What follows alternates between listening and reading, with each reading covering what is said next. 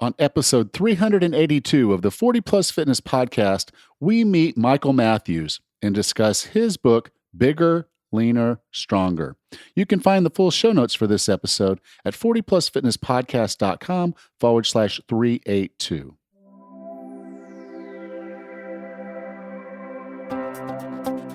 Have you decided you're ready to make a change? To reclaim your health and fitness? The 40 Plus Fitness podcast is here for you. I'm your host, Alan Meisner. I'm an NSAM certified personal trainer with a specialization in corrective exercise and fitness nutrition. Let me be your coach as you find your way on your health and fitness journey. All right, let's go. Before we get into today's episode, I do have a couple of announcements I wanted to go. If you're interested in the challenges that we do at 40 Plus Fitness, I'm launching 3 for the month of June. Yeah, June's going to be a very busy month. We're going to do 3 different challenges. So listen up, and you can go to the show notes for this episode at 40plusfitnesspodcast.com/382, and I'll have links to each of the challenges there. But we're going to do a sugar challenge. So you can go to 40plusfitnesspodcast.com/sugar, and that'll take you to the sugar challenge. We're going to do a burpee challenge again. I know you guys love those. Go to 40plusfitnesspodcast.com/burpee to sign up and join us for the burpee challenge. And then finally, the mindset challenge. I've done this one before. I'm going to revamp it a little bit and relaunch it for you. It's a really cool challenge. I really enjoyed doing that one. So I'm looking forward to kind of revamping it and getting that out there. So you can go to 40plusfitnesspodcast.com/mindset. So that's the sugar challenge, the burpee challenge, and the mindset challenge. So they all kind of correlate and fit in together if you wanted to actually do all 3. Just go to each of those join pages and join us for those challenges. And please do come out to the Facebook group at 40plusfitnesspodcast.com/group. And that's where everybody kind of gets together to talk about the challenges as we go through them, to celebrate the wins, to talk about some of the challenges. But again, a lot of fun. And I hope you will come out there and do that. And then finally, there still is time for you to sign up for your free 15-minute consult with me. When you're doing challenges, especially, it's really good to have someone like me to have a conversation with so you have all your questions answered. You can go to 40plusfitnesspodcast.com/consult, and we'll do a free, no obligation consult about your health and wellness, your goals, your plans, your strategies, your setbacks, things that I can do to help you get on the right path towards health, fitness, and happiness, or as I like to call it, wellness. So go to 40plusfitnesspodcast.com/consult and book your consult today. Our guest today is the author of The Shredded Chef, Thinner, Leaner, Stronger, and the book we're going to talk about today, Bigger, Leaner, Stronger. And what I really like about this guy is he's so into the science of this that he, rather than just write another new book, he literally goes back to his older books and he rewrites them into newer editions based on the new science that's out there. So we're actually going to be talking about the 3rd edition of Bigger, Leaner, Stronger. It's a really great conversation. I know you're going to enjoy it. With no further ado, here's Michael Matthews. Michael, welcome to 40 Plus Fitness. Yeah, thanks for having me. You know, I really enjoyed your book. It's Bigger, Leaner, Stronger. And I think that's something that practically every man on earth aspires to. So love the title. And this is now the 3rd edition, which tells me you've put a lot of effort into, updating and keeping this book relevant based on what we know today. Yeah, I mean, I published the 1st edition back in 2012, and it was kind of a minimum viable product. It was, I want to say, 60 or 70,000 words at most. It might have been 50.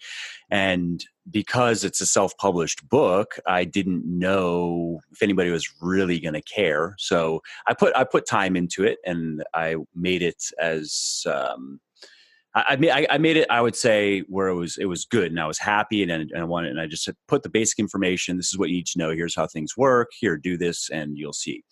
And so since then, I've done a number of iterations on it. I've done, what would have been maybe 1.1, and then 1.2, and then eventually got enough suggestions from people and enough ideas of my own to warrant really a second edition, which was significantly more information, and kind of went through that process again, where it was like 2.1, 2.2.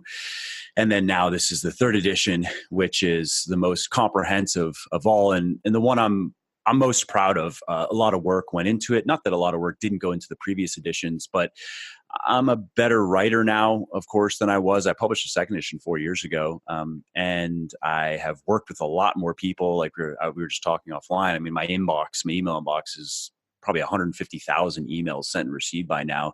So I like to think I've seen and heard just about everything as it relates to the major things I talk about in the book. And so I just feel like this third edition is very tailored to my target public. Like I really understand where the guys are at that are going to be reading this book, and what their primary concerns are going to be, and what their primary questions are, and what their primary misconceptions are. And so, yeah, that's how I, have arrived with this third edition. The good thing about the book is, it's written in a way that a beginner, someone who's never trained before, can pick up this book and kind of go through it. They're going to learn a lot of basics. They're going to learn a lot of information, and then you're putting citations for the science that's backing up a lot of the things that you say.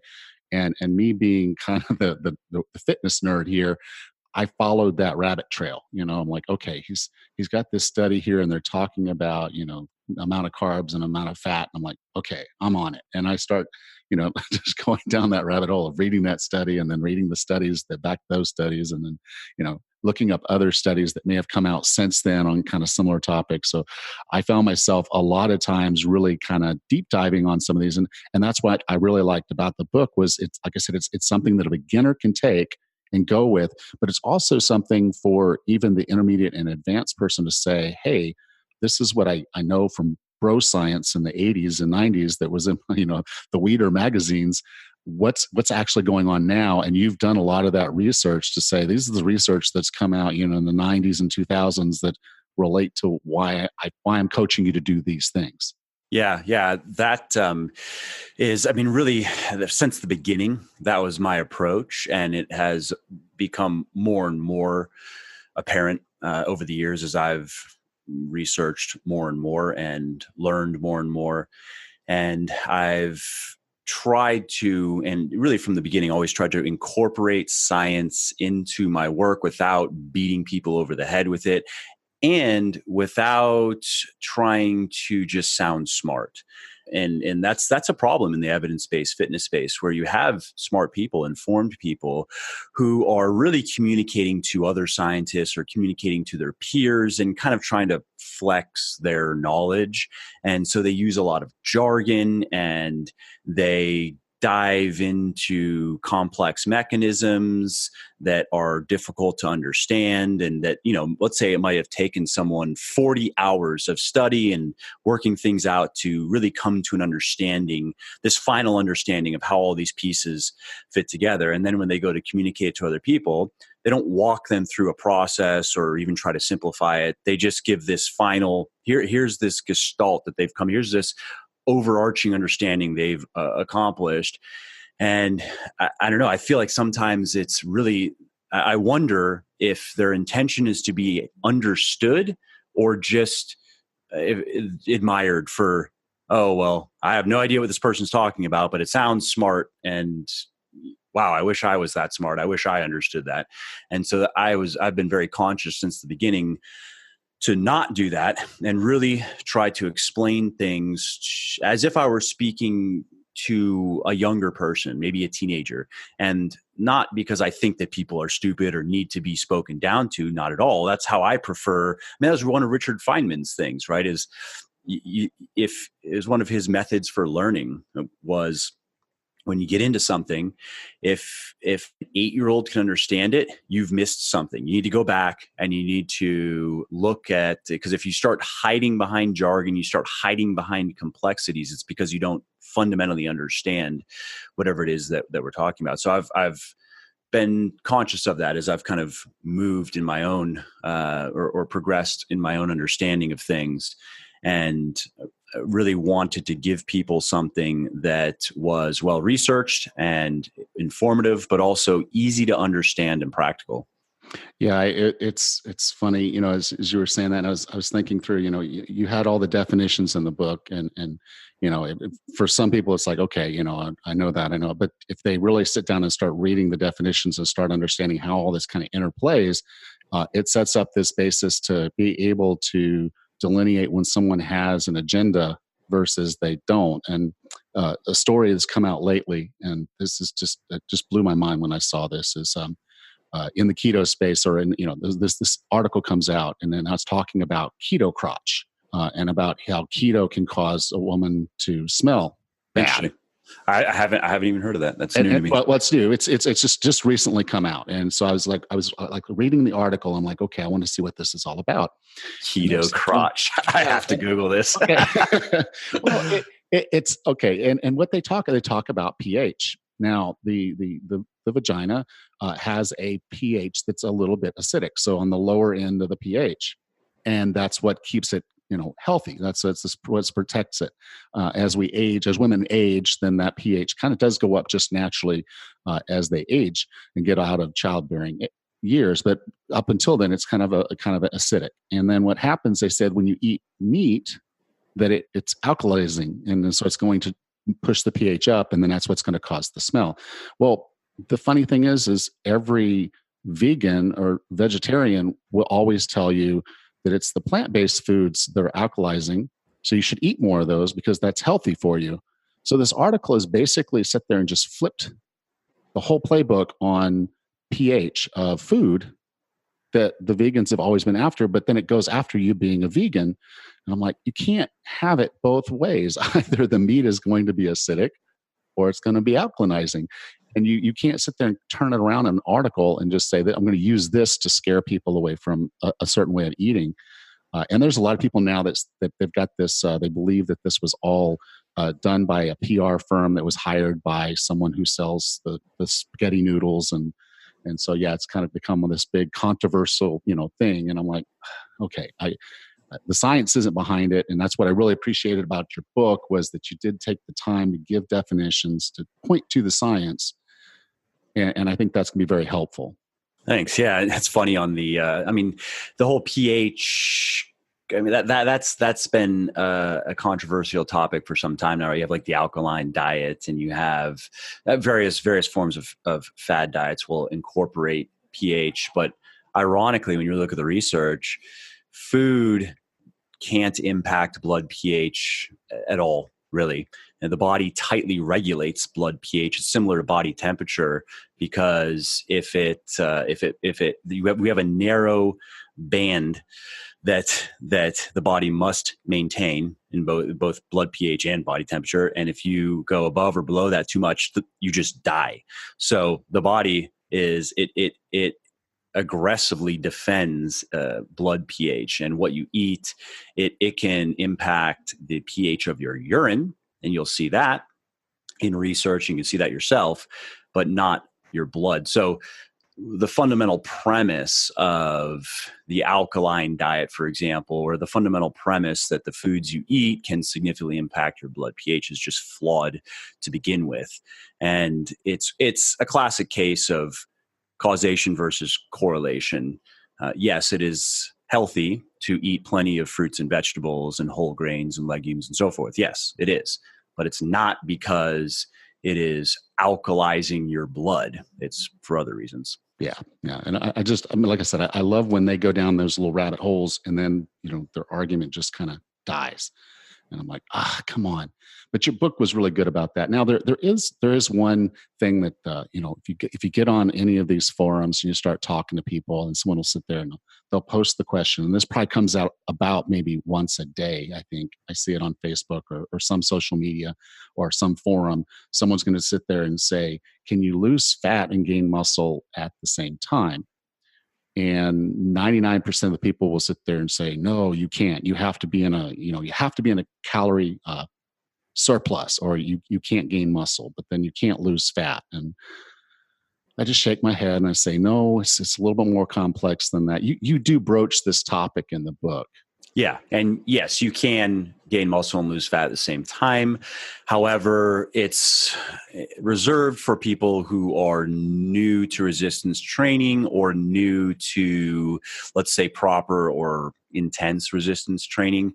So, someone like me who's been lifting weights for a long time and who has more or less maxed out my genetic potential. I mean, if I really went for it, I could maybe gain, let's say, another 5 to 8 pounds of muscle, and it would take probably 3 years or so to do it. I cannot gain muscle and lose fat at the same time. It's just not going to happen. But somebody who is new to resistance training absolutely can. And the reason is the body is hyper responsive to resistance training in the beginning. And then you also get a bit of that, newbie gains. People have probably heard that, or the beginner phase or the honeymoon phase. And you get a bit of that also if you've been resistance training, weightlifting, doing some sort of resistance training for some time, but it's been lower intensity. Maybe it's a lot of lighter weights and isolation exercises, and you're not really pushing close to failure, and it's more just kind of getting a pump. If you go from that to more intense, heavy compound weightlifting with higher intensity in each individual set, coming closer to failure, you can get a bit of that response as well. But really what we're seeing is, okay, so you have somebody who starts out, and let's say it's a guy and he's at 25% body fat and he wants to lose fat to start out with. And yes, that makes sense. That should be his focus. Let's get his body fat percentage, at least let's say in the range of 10 to 15%, somewhere around there, before we really focus on gaining or lean bulking, or however you want to phrase it. So to do that, he must be in a calorie deficit. Of course, we know that. He must be burning more energy than he's consuming over time. It doesn't have to be every single day. There are different ways to set that up. That's the easiest way to do it, is linearly. But you also could eat less energy, fewer calories than you're burning 3 days in a row, and then eat maybe around what you're burning a few days in a row, and then go back to eating less. Some people like to do that. I think it's best suited to intermediate or advanced people who are relatively lean and muscular, wanting to get very lean. For the everyday dude who's just starting out, I'd recommend keeping it simple and just kind of being in a deficit every day. So he starts there. All right, he's in a deficit. Let's say it's a 500 calorie deficit. So he's eating 500 fewer calories than he's burning on average every day, and he's eating enough protein and eating enough carbs to have good workouts, and eating enough fat to maintain hormones and his general health. And he gets in the gym and he starts lifting weights. He's going to gain muscle and he's going to gain strength while losing fat. And for most guys, I would say this newbie gains phase lasts about 6 months, give or take, is average. I've seen it last as long as probably 8 or 9 or 10 months. That's probably just good genetics. Some people are genetically high responders to resistance training, and some people are genetically low responders.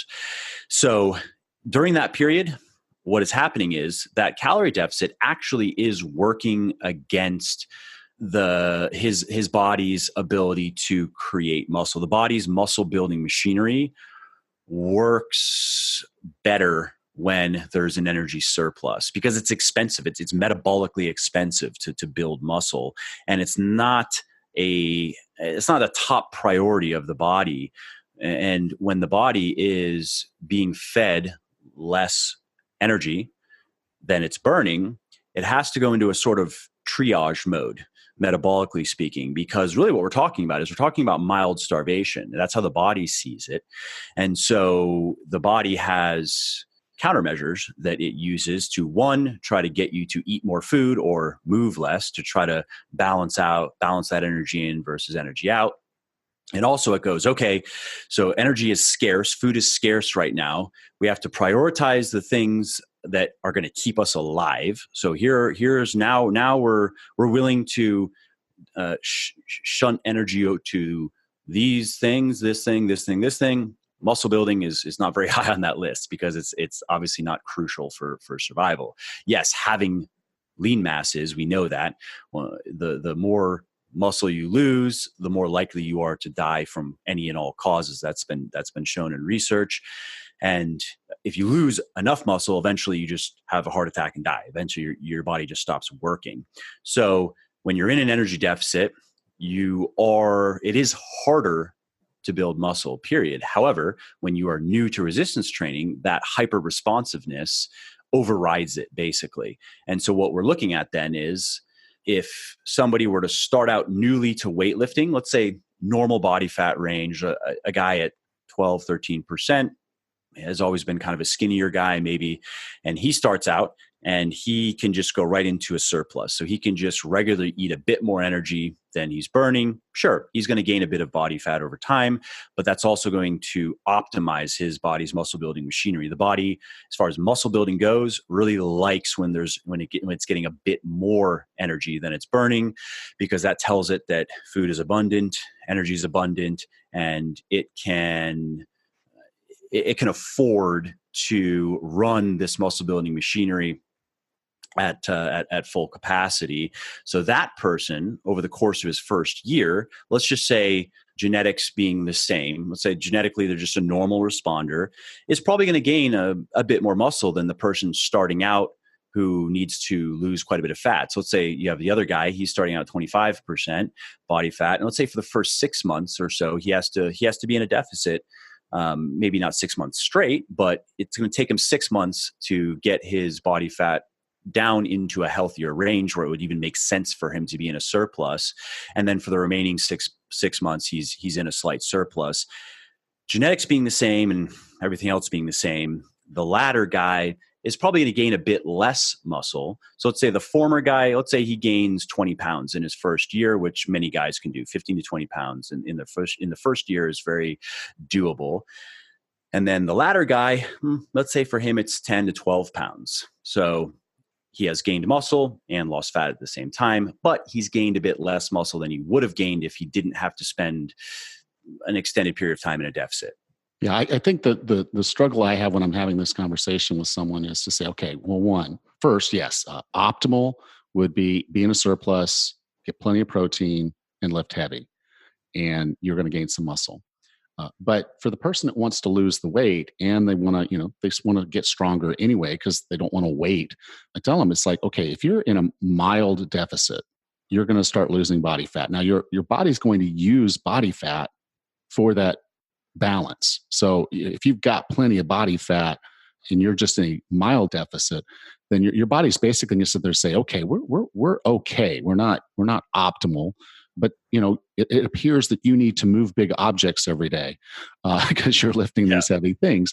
So the muscles are going to say, "Hey, we've got to get stronger because this guy needs to lift these weights." That's just the signaling they're getting. It's like, okay, he goes to the gym, he lifts something heavy. We've got to rebuild these muscles, and we need to make them a little stronger. We need to probably make them a little bigger.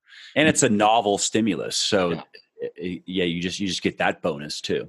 Yeah. So it's kind of this balance. So, there are ways to optimize things, and that's not what we're talking about. When someone asks the question, can I lose fat and gain muscle? They typically are new to lifting. Yep. They were first walking in the gym and they want to lose some weight. That's why they walked in the gym in the first place, but they want to lift weights and they want to get stronger. And so they see these and everybody's telling them it's competing objectives. And I just don't feel like it is. I just feel like, if you approach this in a smart, methodic way, the way you put it in the book, you can do this. Now you're going to plateau. We all plateau at some point, but it's just a function of saying that this is the path. And if I do these things smart and I do this the right way, I am going to get bigger and leaner. Exactly. And it's one of those, it's a good marketing hook. But in this case, fortunately, it's also true. And so that's why it's something that I'll commonly talk about with people who are new, because it's highly appealing and it's going to work like that. So when people ask me that, or if my just basic answer to, oh, can you gain muscle and lose fat at the same time, is probably. If you are asking that question, you probably can, because like you said, chances are, let me guess, you're new to this. Or if you have been doing some sort of resistance training, you're new to what I'm talking about in the book, which is something more akin to strength training with a bit of kind of bodybuilding isolation work mixed in. Yeah. And that kind of takes us to the three laws. And I really liked how succinctly you put this, the three laws to building muscle, because it's a conversation that I have with my clients all the time. They want to get, gain some muscle mass. And I'm like, okay, here's how we do it. And invariably, if they're not succeeding, I can typically point to one of these three and say, that's the reason you're not getting the results you want. Can you go over the three laws? Yeah, absolutely. So it's these are things that again, these are like the key things I wish. It's funny when I wrote the first version of this book, this really was just the book that I wish somebody had given me back when I was 17, getting into lifting weights, because it would have saved me a lot of time and frustration. So the first law, this is a fundamental principle that people don't understand, is there are three different ways to stimulate muscle growth. So you have mechanical tension is one of them, you have muscle damage, and then you have cellular fatigue. And I used to think that muscle damage was super important, right? I thought that you have to be very sore all the time from your workouts.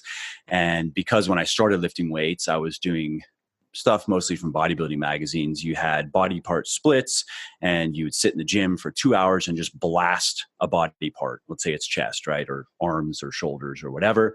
And ironically, there's quite a bit of research that has come out in the last couple of years that shows that can actually work fairly well to a point.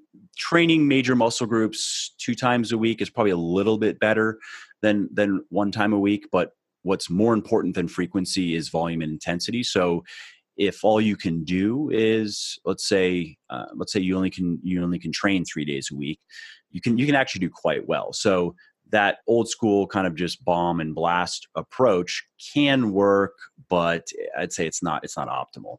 And you also you will experience some soreness in the beginning, but over time, doesn't matter how hard your workouts are, you will get less and less sore, and that's totally fine. Muscle soreness is not an indication of an effective workout necessarily. It's not an indication of muscle building.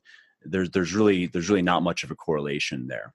But muscle damage is a contributor to muscle growth. And then you have cellular fatigue. So just to, I guess, give a simple explanation. So you have mechanical tension is the amount of force that's produced in muscle fibers. And so when you're lifting weights, there are 2 types of mechanical tension. You have passive and active tension. So passive is when your muscles are stretching. That's the eccentric, right? The lowering of a weight, for example. And then you have the active tension is when they're contracting. And muscle damage is just what it sounds like. It's microscopic damage that's caused to muscle fibers, and it's caused by high levels of tension. And then cellular fatigue there are chemical changes that occur inside and outside muscle fibers when they contract over and over. And when you do that over and over to the point of failure or near failure, you are experiencing high amounts of cellular fatigue. Now, out of those 3, mechanical tension is the primary driver of muscle growth. We know that now. Scientifically speaking, there's no debate on that at this point. And muscle damage, there's even some research that shows that it may not even directly stimulate muscle growth. It may just be more of a side effect of mechanical tension. And mechanical tension is really what's stimulating the muscle growth, but it's not clear yet. And that's why I included it on the list. And so those are really the 3 things that we are trying to accomplish with our resistance training. We're trying to expose our muscles to high levels of tension. We're trying to get them to generate a lot of force, and then there's some damage that is caused by that. And then we are also causing some cellular fatigue. Now, because mechanical tension is the primary mechanical driver of muscle growth, that's the one that we want to focus on. That needs to be the emphasis of our resistance training. And the most effective way to do that is to add weight to the bar over time, or to the dumbbell or to the machine, to get stronger over time. So as a natural weightlifter, then our primary goal is to increase our whole body strength over time. And for me, when I look at what I was doing in the beginning for really the first 7 years or so of my weightlifting versus what I'm doing now and what I've done for the previous 6 or so years. That was one of the major changes. Was previously, again, I thought muscle damage was key and cellular fatigue, which cellular fatigue is it is a muscle building stimulus, but it's a much weaker one. And muscle damage, again, is probably, well, we're not even sure at this point. It may not even directly stimulate muscle growth. If it does, it is a much weaker stimulus as well. But I thought that those were the keys. So in my workouts, again, it would be all about doing a bunch of reps, a bunch of sets, drop sets, supersets, giant sets, really trying to get a big pump. That's emphasizing cellular fatigue, right? So if you're doing finishers so you're doing 20 rep sets or 30 rep sets, not that those are bad, but just you have to understand that is focusing on the cellular fatigue. And I was doing very little strength training. I was doing very little lower rep, heavier weight, and ending sets closer to, I wouldn't say muscle failure, I'd say technical failure. So muscle failure is where you actually can't even keep the bar or the dumbbell moving anymore. Technical failure is that point where your form really starts to break down. I like to have people think more about approaching technical failure, especially if they're doing stuff like heavy squats, deadlifts, bench press, overhead press, because it's safer than trying to push close to muscle failure. And so, for example, I talk about this in the book, where the sweet spot that I like to have people work in is ending their hard muscle building sets with 1 or 2 reps still left in the tank. And it doesn't take that much experience in the gym before you start getting a sense of that. How many reps do you really have left? And so that's intense, though. That's hard when you're putting 80 to 85% of your one rep max on the bar, and you're squatting that, with coming 1 to 2 reps shy of technical failure.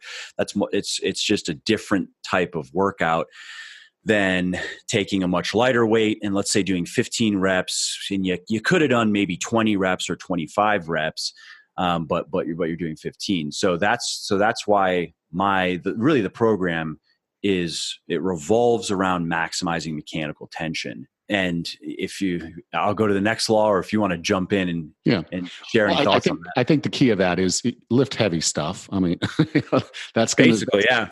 Because we back in the day, you'd read a magazine and there was a guy doing hundreds, and you're like, oh, well, I'm going to try that. And you sit there and fried your biceps trying to do this workout. And, you thought, okay, now I've got DOMs for 3 or 4 days and maybe I did something really good. But the reality of what we're seeing now is that if you're lifting heavy, your muscles will get stronger and they'll get bigger. Yep. And that was also a key distinction that it surprised me, is that it's not true. Because I always thought that, and that was one of those things, again, like bro science, just kind of gym lore, is when you can lift to get stronger, or you can lift to get bigger. And the stronger is that, heavier weights, fewer reps. And that's great if you just want to be strong. But if you want bigger muscles, you can do that, but you really need to do a lot of reps. You need to work in that quote unquote hypertrophy rep range of 10 to 12 or 12 to 15. And we now know that's just not the case. You can gain muscle working in any rep range, but the reason why I emphasize in the book, I'm emphasizing the 4 to 6 rep range for the compound exercises, which are exercises that involve multiple major muscle groups and multiple joints, like the squat, like the deadlift, like the barbell row, bench press, and so forth. And then there's some work in the 6 to 8 rep range, and even 8 to 10 rep range on some of the more isolation exercises that are involving, or at least emphasizing, one major muscle group and joint. And the reason being is, in the beginning, research shows that, again, because your body's hyper responsive, it's not all that important. You're going to gain a bit of muscle kind of regardless. If you do things halfway decently, you are going to gain muscle. And in fact, in some studies, they've found that guys new to weightlifting, can gain a fair amount of muscle in their first 6 months or so, and not even that much strength when it really comes down to it. When you really look at their 1 rep maxes, not much. They'll progress a bit, but not as much as you'd expect given the amount of muscle that they gained. Not that they gained a tremendous amount of muscle, but they gained, let's say it's 10 pounds of muscle, 10 or 15 pounds of muscle without getting really that much stronger. You'll see that in some people. Probably my guess is those are, again, genetically higher responders. But what we know for a fact is as they progress beyond that point and they become an intermediate or an advanced weightlifter, the correlation between size and strength becomes much stronger, meaning that there is a point where the most reliable way to continue gaining muscle is continue gaining strength. And so that's why in the beginning, I'm telling guys, let's start getting strong now. You're going to need this strength eventually. And if we focus on getting strong now, you're going to gain, not only are you going to gain muscle, but you're going to gain as much muscle as you possibly can. Again, the first year, I'd say the max for guys is probably 25 pounds in their first year of actual muscle. And then that's doing everything right, having good genetics and so forth. Average is somewhere between 15 and 20. So you're going to get there. Following this style of weightlifting, it doesn't, and that's also, I think, something I've shared with a lot of guys that I think helps give them perspective on, should I do your program or should I do one of the other trillion programs out there? Should I do a more advanced program? Should I be periodizing? Should I be either getting fancy with my programming? And my answer always is no, actually. Let's keep it simple because, again, let's get back to this. The best you're going to do is probably 25 pounds of muscle in this first year. And I've worked with thousands of guys on this program, if that's in you, you'll get it with bigger, leaner, stronger. So why make it more complicated than it needs to be? And that applies to, I'd say, the vast majority of guys that are into weightlifting, regardless of where they're at in terms of beginner, intermediate, advanced. Because, research shows even more advanced stuff like DUP is probably better for gaining strength over time, but it doesn't make that big of a difference. Like, it might be a difference of gaining, let's say, 30 more pounds on your big lifts, not each, but total over the course of like a year in an advanced strength athlete, somebody who's competitive. And that matters in that world, but how much does that really matter to the average person? So that's why I intentionally wanted to keep the program simple, focus on the core fundamentals, and make it easy to understand, easy to apply in the gym. That's why I use a double progression model as opposed to something that requires you to use a spreadsheet or an app to be working, where you have to be recalculating 1-rep maxes. And I think linear progression definitely has its uses, but I deliberately chose the progression model that's in the program. And that's really what I'm focusing on in it is, let's get strong on these big lifts, because that's going to mean whole body strength. And then we're going to supplement that with some additional work on these other muscle groups that we care about that are going to most likely fall behind if we don't give them some extra work, like the biceps, like the shoulders, even the calves. For example, if all you do is heavy compound weightlifting, chances are even the chest, because the chest is the pecs are stubborn in most guys. And especially if you follow a strength training program, which is, starting strength, great program, but let's look at the volume, look at the amount of hard sets you're doing every week for your lower body versus your upper body, and look at it in terms of push, pull, and legs.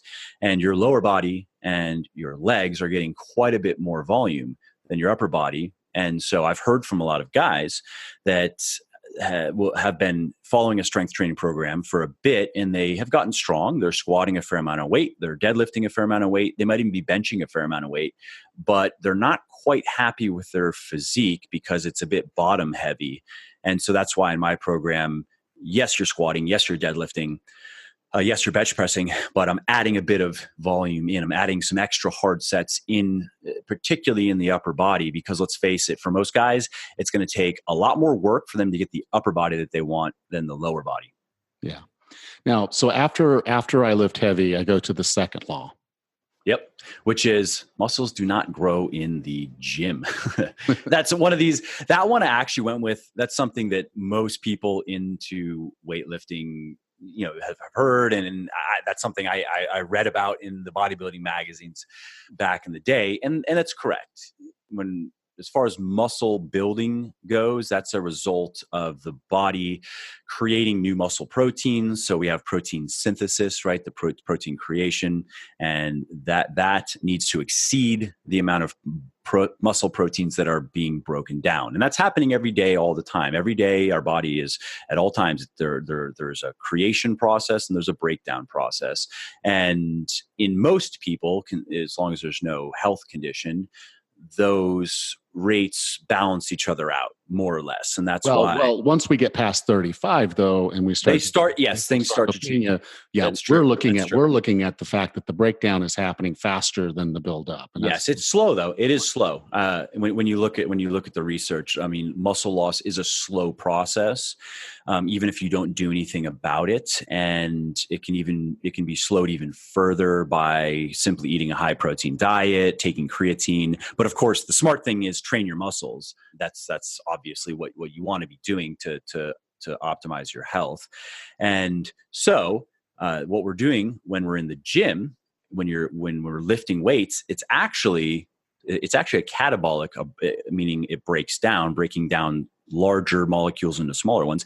Working out is a catabolic activity. Muscle protein synthesis rates do go up a little bit, but breakdown rates really ramp up. And especially after the workout, if you don't eat anything, muscle breakdown rates are quite high, actually. And so when you look at it that way, what we're doing then is the exercise that applies to cardiovascular exercise as well. That is an activity that is breaking our muscle tissues down, and then our body needs to be able to build them back up. And so the keys there are proper nutrition. So we have calories, that matters. We have the protein, particularly matters. Carbs matter to a degree. They actually do. Fats matter a lot less. Beyond how they impact the hormones, they really don't matter at all as far as muscle building goes. Well, they don't matter. They have a negligible impact. But protein is number one. If you eat a low protein diet, you will gain less muscle than you could have if you were to eat a high protein diet. And then sleep is hugely important as well. And that's, again, not surprising, but research shows that the effects are dramatic, actually. If you getting too little sleep impairs your body's muscle building machinery, similar to how a calorie deficit does. It's actually pretty significant. And severe sleep deprivation can actually cause muscle loss. And there was one study, it was about men were getting about, I want to say 3 to 4 hours of sleep for 5, 6, 7 days or so. That was enough to actually trigger muscle loss. Like at that point, the muscle protein synthesis rates were being overtaken by muscle protein breakdown rates. So that's why you can't just pay attention to what you do in the gym. You have to also know what you're doing in the kitchen, and you got to make sure you're spending enough time in bed.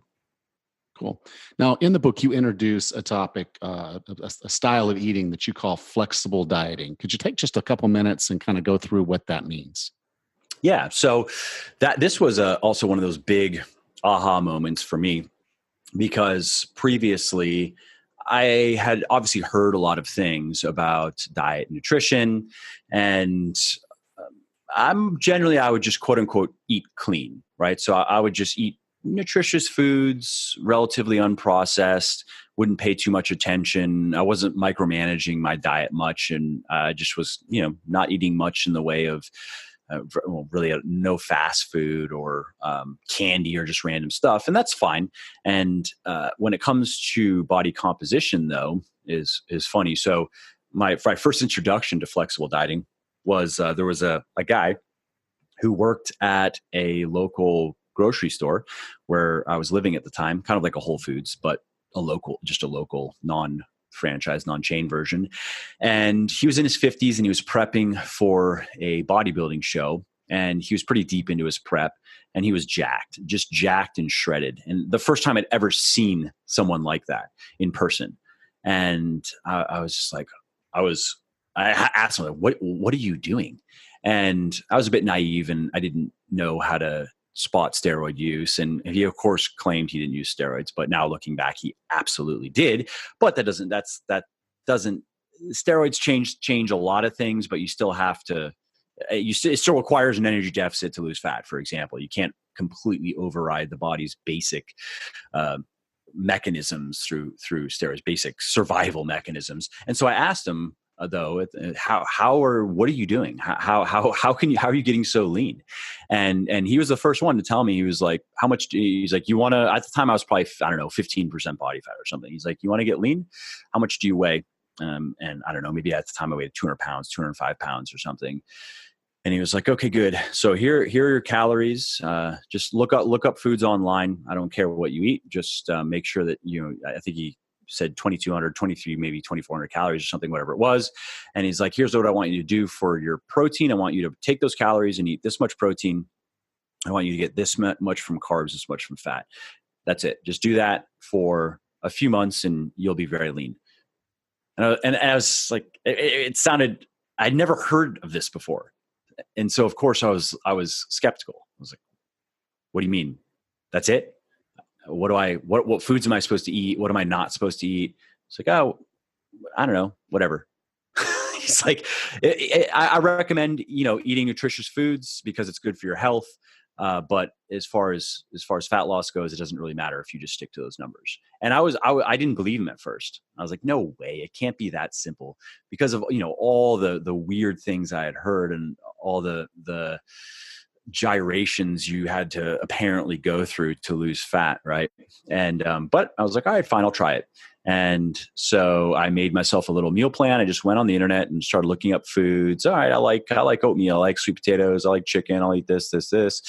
All right, this is what I'm gonna eat every day. And that was the first time I got really lean.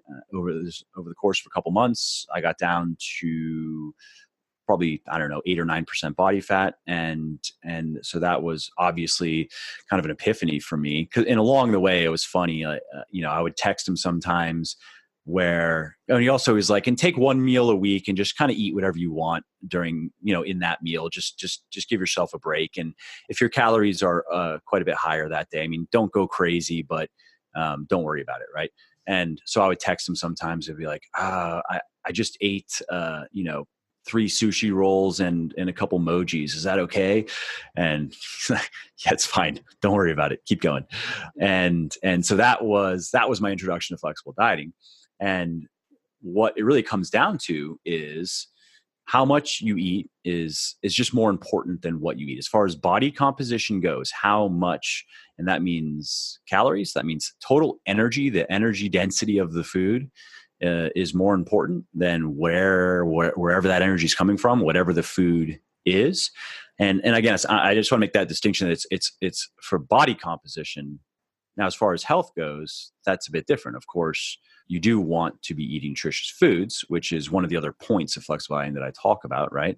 Is that the majority of your calories should be nutritious. So a simple rule of thumb is if 80% of your calories come from relatively unprocessed foods that you prepare yourself, you are good. You can take that remaining 20% if you desire, and you can quote unquote spend those calories on whatever you want. I really don't care what it is.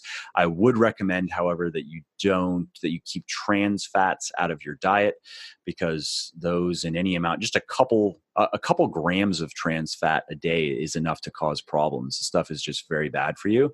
And I wouldn't go crazy on butter or coconut oil either, because in most people that is going to significantly raise LDL levels, and that's just not something you want for longevity. But otherwise, hey, if you like, if you want to have some ice cream, if you're a pastry person, or I like dark chocolate, for example. I eat probably 100, 150 calories of dark chocolate a day because I like it. Another point is, with flexible dieting, you should be eating foods that you like. Every meal, every day, you should be eating foods you like. And hopefully you like things that hopefully your palate is accommodating to nutritious foods. Hopefully it's not just, like a little kid of, all I like is pizza and chicken nuggets. Well, yeah, that might be a problem. But for most people, obviously they can find all kinds of nutritious, relatively unprocessed foods that they like to eat. And finally, you should be eating on a schedule that works for you. When you eat is relatively unimportant, period. Yes, it does make sense to have some some protein and carbs before you work out under most circumstances. I mean, if you ate protein 2 hours before you're working out or an hour before you're working out, you don't necessarily have to eat more. But if it's been 3, 4, 5 hours, it's probably a good idea to have a little bit of protein before you train. Some carbs are going to help you in your workout. And it's probably a good idea to have a bit of protein within an hour or so of finishing your workout as well. But beyond that, you really should be eating on a schedule that works for you. So if that means 3 meals a day for you, great. If that's 5 meals a day for you, that's totally fine as well. If it's 2 meals a day for you, maybe not optimal, probably not optimal for muscle building, but hey, if that's what you really like, if you are into the intermittent fasting thing, for example, if you just really like skipping breakfast and you don't really like to eat until lunch, you can make that work as well. And those are the 4, I'd say, principles or pillars of flexible dieting. And of course, I go into more detail on each in the book. Oh yeah, you do. And then that's why I like the fact that you kind of put that together. If you want to optimize your body composition, you've got the plan in there, and show them exactly how to set up their meal plans. And once they've kind of done that research, then it's at that point I'm not going to say they're on autopilot, but in a general sense, most of us tend to eat the same basic food stuff over the course of a week or 2 weeks. And so once you kind of know what the foods are, then it's pretty easy to just go forward and say, okay, I know I'm getting the macros and I know I'm getting the energy I need to maximize my body composition and get bigger, and leaner and stronger. Yeah, that's a good point. I mean, that's something I bring up when sometimes people, the idea of eating the same foods every day, the idea of making a plan and kind of just sticking to it turns them off, and they think they need they're going to need more variability. But often when I have them look at it, I go, well, why don't you keep a little food journal for, let's say, a week, or even just sometimes just think about it. And most people actually tend to eat for most of the meals, tend to eat the same types of foods. Sometimes one meal, like let's say dinner, can change, but in many cases, it changes actually like kind of on a set rotation, or there maybe are 3 or 4 kind of go-tos and they just choose one. And with flexible dieting, you can do the same thing. You can make it actually as flexible, or I would say as variable as you want, if you are fine eating the same foods every meal every day, which is actually not hard to do for most people when you're eating stuff you like, because of course you don't get tired of stuff you like nearly as easily as stuff you don't like.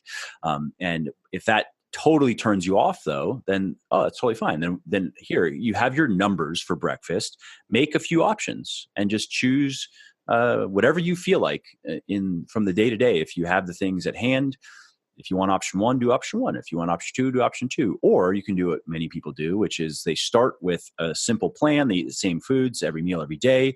And then after a few weeks, they go, all right, I've had enough of this dinner. I'm going to come up with something different. And I'm just going to stick to my numbers to keep it simple. And you can do that. Yeah. So Mike, I define wellness as being the healthiest, fittest, and happiest you can be. What are 3 strategies or tactics to get and stay well? So I'd say let's take healthy first. The keys to health, from as far as I'm concerned, are having a healthy body weight, a healthy body composition, I guess maybe is even a better way to put it. So having a healthy body fat percentage, having as far as we're concerned, us natural weightlifters, the more muscle, the better as far as health goes. Because, and the reason why I say that is it's difficult to gain a lot of muscle. It takes many years and a lot of work. And the natural ceiling of muscle growth is quite healthy in people. Where it can get unhealthy is when drugs get involved, but that's a whole nother discussion.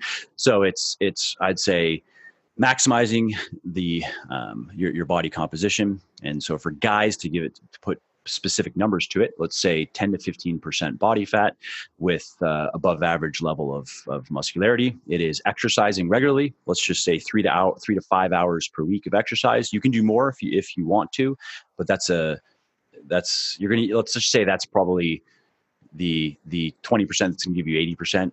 And there of course are diminishing returns. The more you exercise, it doesn't just linearly increase your health. And then if you push it too far, it can become detrimental. But let's just say anywhere from 3 to 5 hours a week of exercise.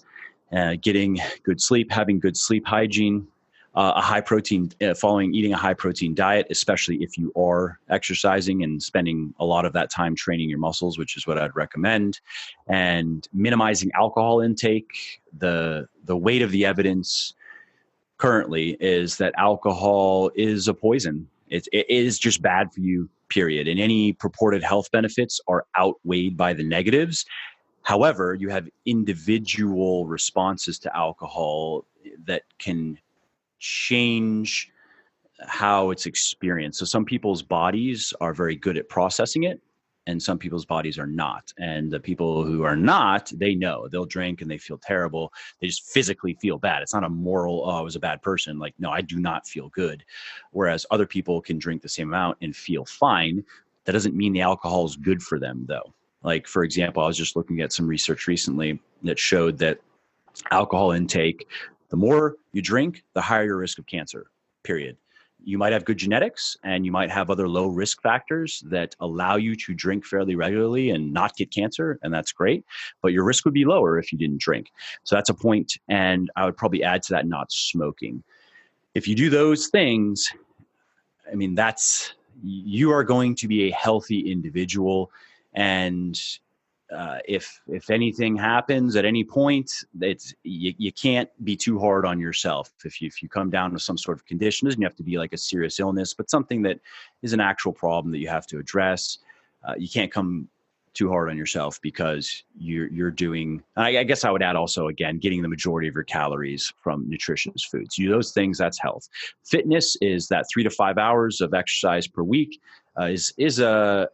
I would say that's maybe a Goldilocks zone of sorts. You can exercise more, especially if you are doing everything else right, if you're sleeping well, if you know what you're doing with your nutrition, and you're not overly stressed in other areas of your life. You might be able to put 10 hours a week in the gym if you really wanted to and still recover and feel great. However, that's going to be difficult for somebody who, it'd be even difficult for me at this point. I have 2 kids. I have several businesses that I run. I work a lot, and I'm not complaining, but it's kind of interesting. I've experienced this the last couple of years, a disconnect between the stress of, between how stress or burdens or just my day-to-day life impacts me emotionally and psychologically and physically. It definitely has more of an impact physically, even though I wouldn't say it's a huge impact. It just has more of an impact physically. And I've noticed it actually in my sleep more than anything else than emotionally and psychologically. So I've had to kind of learn, in a sense, how much can my body take? And so for me, 10 hours of exercise a week, plus everything else that I'm doing, plus kind of wonky sleep. And my daughter's not a good sleeper. She's turning 2 in a couple months, and it would be a bad idea. But let's just say 3 to 5 hours, maybe up to 10 hours of exercise a week. I'd say put the majority of that into training your muscles. And that is not just for looking good. It's not just a point of vanity, but it's a point of longevity. It's a point of long-term health. The research is very clear that the more muscle you have, the better your body is, especially as you go into your 40s, 50s, 60s, and beyond.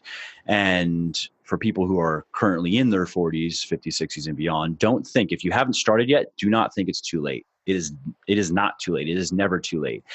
Let's just say if you're 40 years old and you're getting into weightlifting, you can build a fantastic physique. You can gain a lot of muscle. You can get your body fat down to a great range. And the only thing you've missed out on is some additional muscle and strength that you could have gained if you would have started when you're 20. That's all you've missed out on.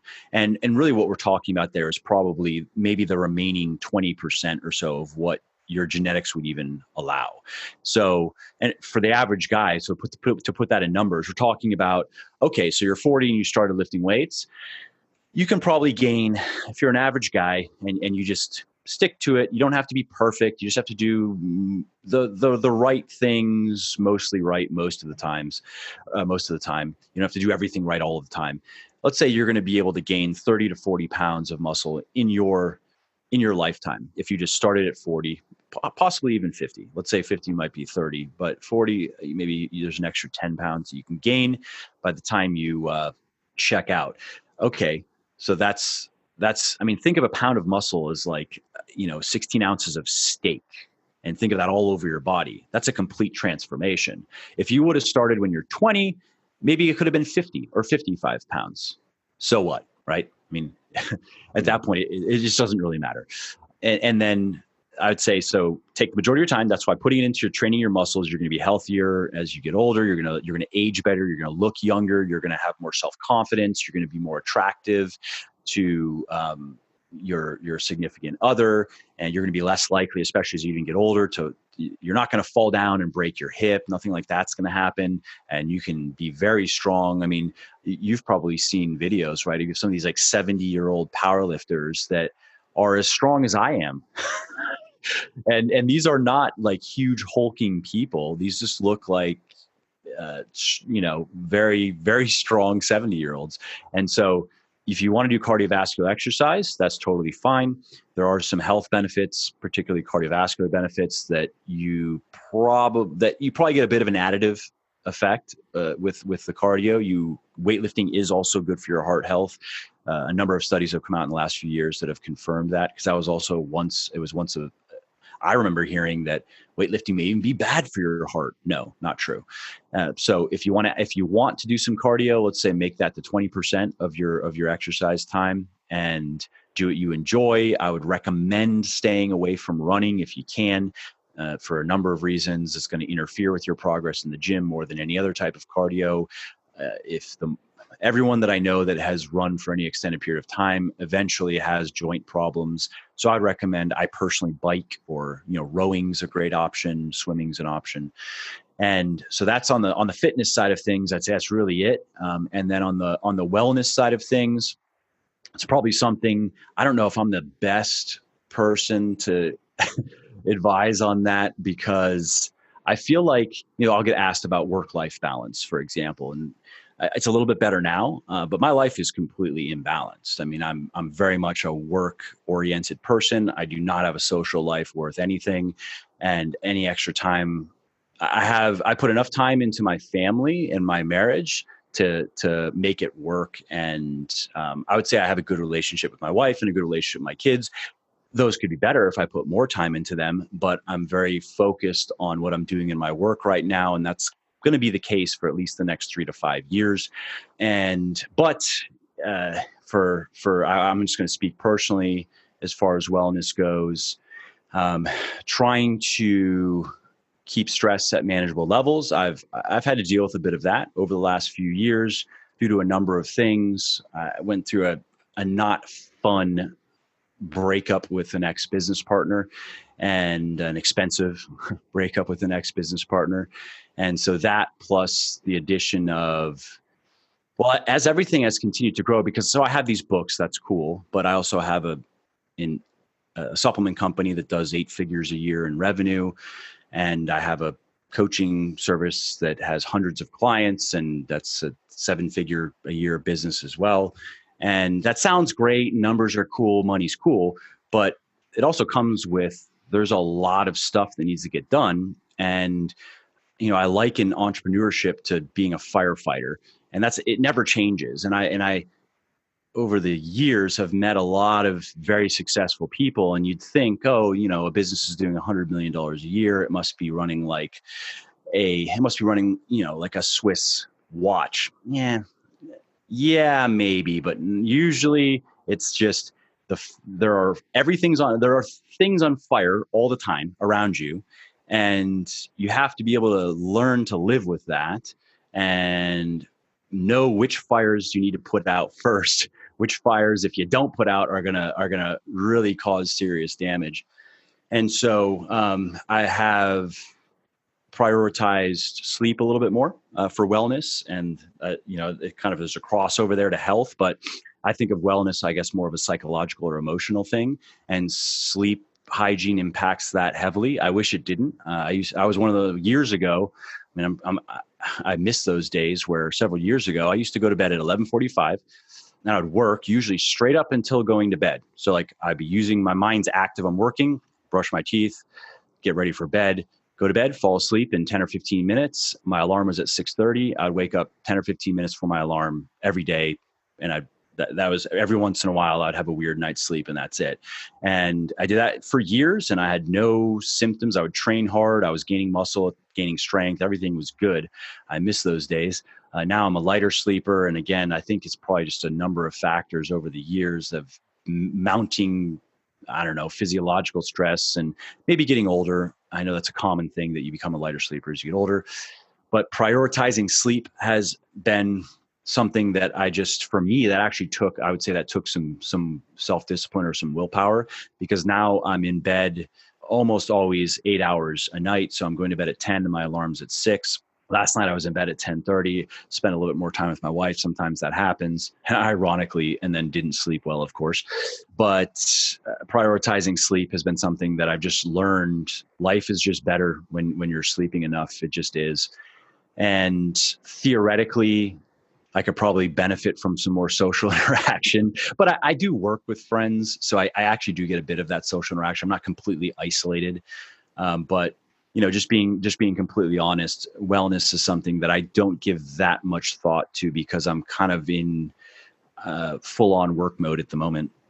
Well, Michael, I've really enjoyed the conversation. I'm gonna challenge you to work on that wellness side, on the happiness side, because I do think, as I look back, yes, I did a lot of what you're doing. I poured myself into my work and took a lot of pride in it while I was doing it. But I'm going to admit that was the big part of health and wellness and the whole bit that I missed. How important stress management, sleep, and relationships are. And so I've made significant changes in the last few years just to address those things. And it's meant a world of difference to me. So I would encourage you to consider that with a little bit more priority than you might be now. But I've enjoyed this conversation. I really enjoyed the book, Bigger, Leaner, Stronger. If someone wanted to learn more about you, learn more about the book, where would you like for me to send them? Muscleforlife.com is a good hub, muscleforlife.com. And as far as the book goes, and I have other books as well. They're anywhere where you buy books online. I mean, obviously most people buy books on Amazon, so that's kind of the standard place, but they're also up on iTunes and on Google Play as well. And then I'm now starting to get them into Barnes & Noble. So Barnes & Noble is going to be stocking them this year. And I'm working with another distribution company to get them into indie bookstores as well. So if if you have a bookstore around, there's a chance you might find my stuff there. Cool. Well, you can go to 40plusfitnesspodcast.com/382, and I'll be sure to have links to the book and the site there. So, Michael, thank you so much for being a part of 40 Plus Fitness. Yeah, thanks a lot for having me. I appreciate it.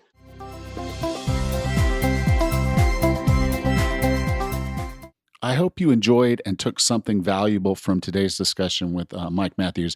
Really cool guy, really sharp, knows his stuff, and has a huge following. And he doesn't look too bad without a shirt, I might add. Really cool guy. I do hope you'll check him out. If you enjoyed this conversation and other conversations that we're having here at 40 Plus Fitness Podcast, I really would appreciate if you take a moment to become a supporter by going to 40plusfitnesspodcast.com/Patreon. That's Patreon, 40plusfitnesspodcast.com/Patreon. That's a place where you can go and you can pledge a small amount, as little as $1 a week or even less. You can pledge, and it'll allow you to basically fund the program, and it'll be a part of that. I have some rewards out there for folks that are doing that, including getting your name mentioned in the show notes and things like that. But go check it out. Go to 40plusfitnesspodcast.com/Patreon, and please become a supporter of the 40 Plus Fitness Podcast. Thank you. Next time on the 40 Plus Fitness Podcast, we meet Dr. Edith Ubuntu Chan and discuss her book, Super Wellness. Until then, have a happy and healthy week.